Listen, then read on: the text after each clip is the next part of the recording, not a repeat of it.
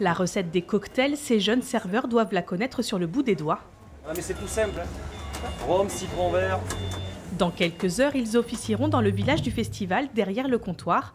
Cette année, 10 bars et 11 food trucks ont été installés. Autant de propositions gourmandes pour les festivaliers et un poste de recette important pour les organisateurs. La restauration, ça représente entre 10 et 15%. Et sans ces 10 à 15%, on ne boucle pas le budget, que ce soit pour n'importe quel poste de recette. Donc on compte vraiment effectivement sur tous les food trucks et tout notre personnel au niveau des bars. Autre source de revenus, la location à des partenaires des 21 loges.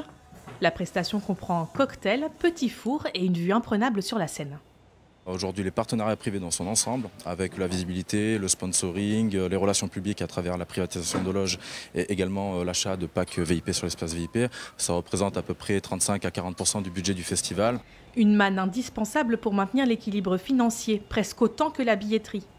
Depuis quelques années, le festival cherche à compenser la hausse des frais de sécurité et des cachets des artistes.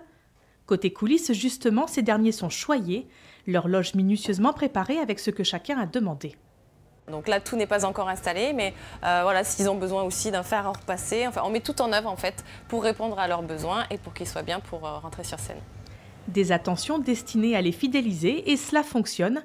M, Maître Gims ou encore Soprano programmés ce soir sont déjà des habitués.